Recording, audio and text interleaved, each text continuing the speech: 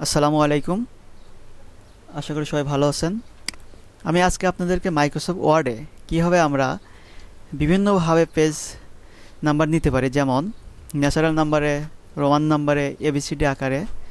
তো সেই বিষয়টি নিয়ে আমি আপনাদেরকে আজকে শেখাবো যে কীভাবে আমরা এরকমভাবে পেজ নাম্বার নিতে সেভ করতে পারি। তো তার জন্য প্রথমে আমি আপনাদেরকে বোঝানোর সুবিধার্থে কিছু রাফ করে রাখছি।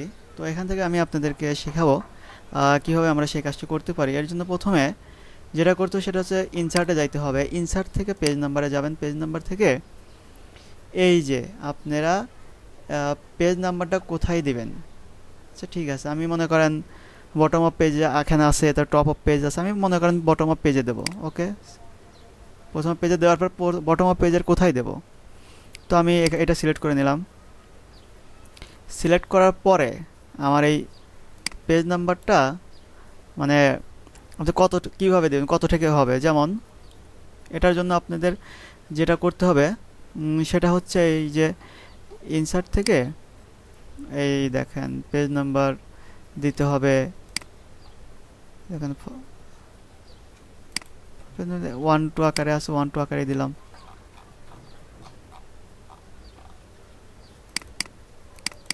এই যে দেখেন এখন কিন্তু শুরু থেকে আপনার 1 2 3 4 5 এরকম আকারে আসছে। এখন মনে করেন যে আমি প্রথম দুইটা পেজ 1 2 এরকমভাবে রাখবো, কিন্তু 3 নম্বর পেজ থেকে মানে 3 থেকে রোমান নাম্বারে আমি দিব। তো এটার জন্য কি করতে হবে, এটার জন্য শুরুতে আপনি কার্সার রাখলেন, রাখার পরে পেজ লেআউটে যাবেন। পেজ লেআউট থেকে ব্রেক্সে যাবেন। ব্রেক্স থেকে যেটা করতে হবে সেটা থেকে সেটা হচ্ছে নেক্সট পেজে ক্লিক করলেন। নেক্সট পেজে ক্লিক করার পরে তো 3 নম্বর পেজ থেকে যেহেতু আপনি রোমানে দিতে চাচ্ছেন, তো এখানে ডাবল ক্লিক করলেন। করার পরে আবার যেটা করতে হবে সেটা হচ্ছে ইনসার্টে যাইতে হবে। ইনসার্ট থেকে পেজ নাম্বারে, পেজ নাম্বার থেকে format page number, format page number থেকে যেহেতু আপনি রোমানে দিতে চাচ্ছেন, রোমান সিলেক্ট করলেন। রোমান সিলেক্ট করার পর এখানে স্টার্ট হবে কোথা থেকে, আমি 1 থেকে দিলাম, 2 থেকেও দিতে পারতাম, যাকে এটা আপনার ইচ্ছে মতো দিলেন। দেওয়ার পরে যে এখানে ওকে ক্লিক করলেন, তারপরে দেখেন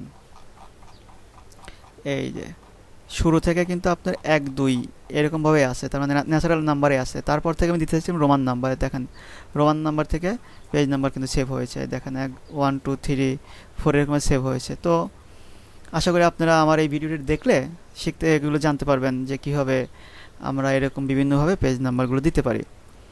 তো আমার ভিডিওটি যদি আপনাদের ভালো লেগে থাকে তাহলে লাইক দেবেন, আর ভালো না লাগলে ডিসলাইক তো দিবেনই।